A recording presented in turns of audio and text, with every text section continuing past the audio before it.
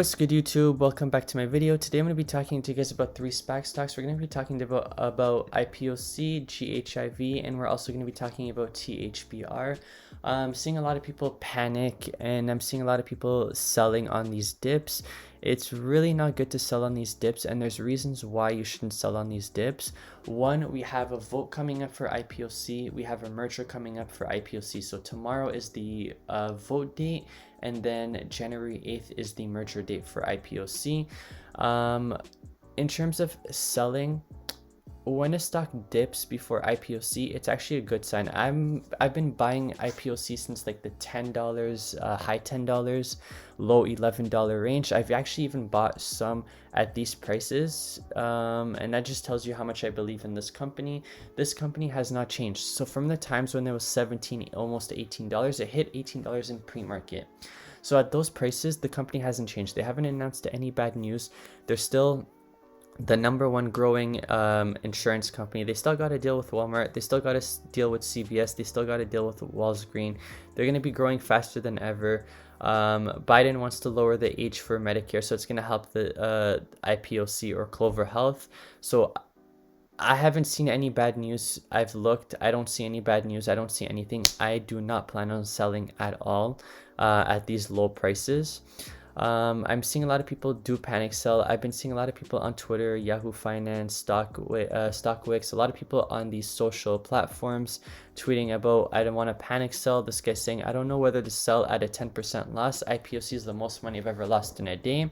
So I want to first reiterate the importance of not putting your money all in at once. It's almost impossible, or I should say it's really rare for you to buy a company at the very, very low end, unless you're getting in extremely early at an extremely cheap price.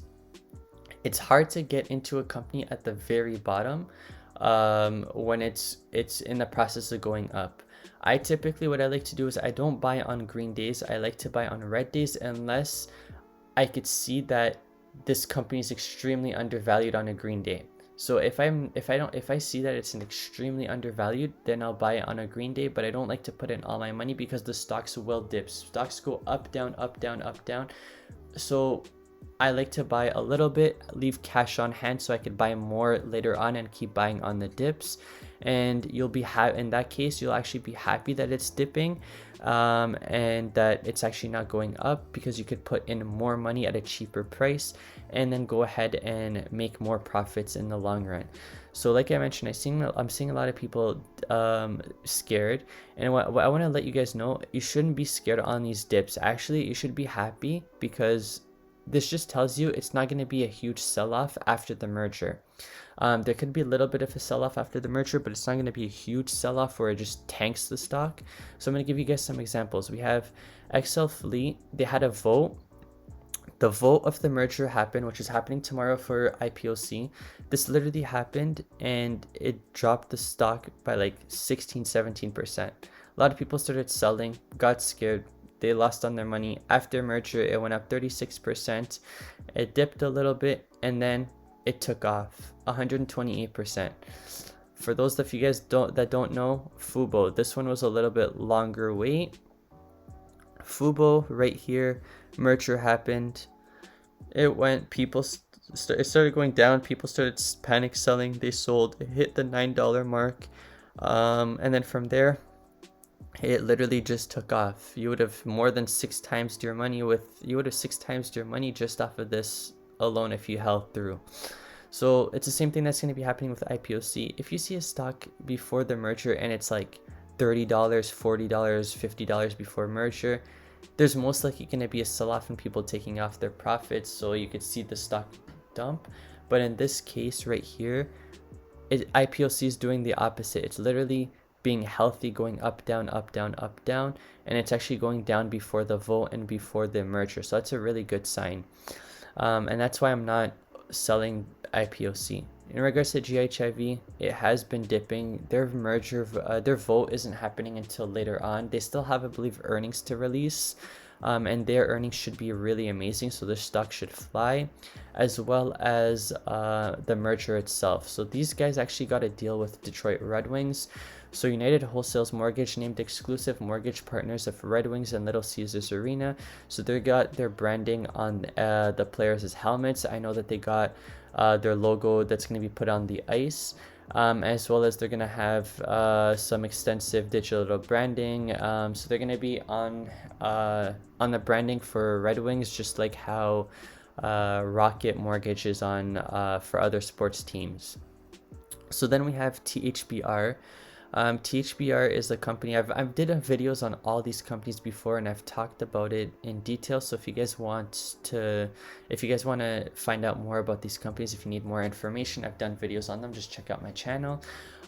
In regards to this stock right here, THBR, it has been going down in price. So this company right here, they're semiconductor stock for EV vehicles. They're worth $1.4 billion, but yet they have $2 billion in backlog, another $2 billion for their customers that are ready to order, and they got big deals with Magna, etc. And the stock price has gone down. What I've been doing is I've actually been buying the THBRW, so I've been buying the warrants. The warrants right now are extremely cheap. I've bought in at 3.45 right here. I tried to buy at 3.40, but it wouldn't buy, and then I just went ahead and said F it and just bought at 3.45. I'm up obviously right now. THBRW, for those of you that don't know, goes with the price of THBR. So as THBR goes up, the warrants are going to go up. As THBR goes down, the warrants are going to go down. So an advantage of THBRW, if you have a smaller account, you could actually buy more shares, and if you know that THBR is going to go up in price, you're going to actually make more gains. So as you can see, whenever a stock goes down a little bit, THBRW is going to react either 2 times, 3 times, 4 times, or 5 times the loss or the gains. So with these cheap prices, we know that THBR could easily hit $20. So if the stock doubles, you're going to be like way off. You're going to be well off in terms of the warrants. You're going to more than double your money, maybe even triple your money with the warrants. So that's why I've been buying the warrants for THBR at these extreme low prices. As you could even see, it did hit 3.90 when the stock almost went to 2.95. So at 2.95, you can make a big percentage gains just off of this little price movement. So if you're not in THBR, definitely take a look into it. And like I said, please don't go in with all your money, because if the stock decides to dip at the 11s, you don't have cash to go ahead and buy some more and buy in the dips. It's extremely important to keep buying on the dips. If you guys do have any questions or comments, you can definitely leave it in the comments. Please don't forget to like and subscribe. If you guys want me to talk about a certain topic, just leave it in the comments and I'll definitely make a video for you guys. Cheers.